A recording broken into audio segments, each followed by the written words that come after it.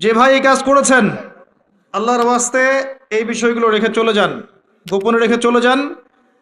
ইনশাআল্লাহ আল্লাহ পাক আপনার পাপকে গোপন করে দিবেন, আল্লাহ আপনাকে মাফ করে দিবেন ইনশাআল্লাহ। আল্লাহকে ভয় করে এগুলো রেখে চলে যান। যদি আপনি এই হারাম টাকা আপনি নিজের পেটে ঢুকান, জাহান্নামের আগুন পেটে ঢুকাবেন। আল্লাহ পাক বোঝার তৌফিক দান করুন। আসেন, আমি লম্বা সময় আলোচনা করতে পারবো না, আমি গুটিয়ে নিব। আমরা আমলে সালেহে কথা বলছিলাম। প্রতিটা কাজ যদি আপনি নবী সাল্লাল্লাহু আলাইহি ওয়াসাল্লামের সুন্নাহ মতো করেন, আমলে সালেহ হবে। চরিত্র রক্ষা করার জন্য আপনি বিয়ে শাদী করেছেন, পরিবারকে ভরণ পোষণ করাচ্ছেন, এমনকি স্ত্রীর সাথে যে মিলিত হচ্ছেন, এটাও আপনার নেকি হবে ইনশাআল্লাহ। প্রতিটা কাজ। একই সাথে আরেকটা পয়েন্ট ভুলবেন না, কোরআন এবং সুন্নাতে আল্লাহ পাক যত বিষয়কে নিষেধ করেছেন, এই নিষেধগুলো বর্জন করার নামও কিন্তু আমলে সালেহ। শুধুমাত্র নেকি কাজ করব আর পাপ কাজ ছাড়বো না, এমনটা কিন্তু আমলে সালেহ নয়।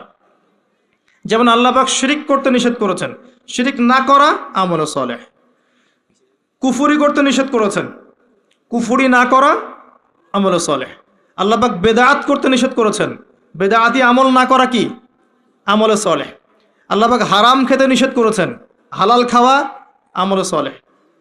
আল্লাহ পাক পর্দা করতে বলেছেন, বেপর্দায় না চলা আমলে সালেহ। আল্লাহ পাক জেনার ধার কাছেও যেতে নিষেধ করেছেন, তাই চরিত্র রক্ষার জন্য বিয়ে করা কি আমলে সালেহ। প্রতিটা কাজ যা আল্লাহ করতে বলেছেন করা আমলে সালেহ, রাসূল করতে বলেছেন সাল্লাল্লাহু আলাইহি ওয়াসাল্লাম করা আমলে সালেহ। সেই প্রতিটা কাজ যা আল্লাহ এবং তার রাসূল নিষেধ করেছেন, সেগুলো না করাও আমলে সালেহ। মনে থাকবে কথা।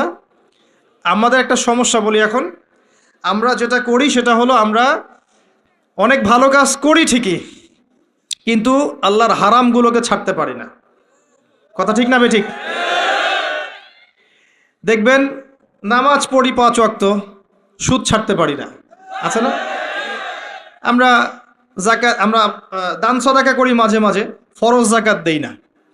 দেখবেন যে তাহাজ্জুদ পড়ছে বাবা, মেয়ে বেপর্দায় ঘুরে বেড়াচ্ছে, আছে না? বছর বছর হজ ওমরা করছি, এদিকে আল্লাহর হালালকে হারামও করছি, আল্লাহর হারামকে হালাল করছি। এই কাজগুলো আমরা করি না।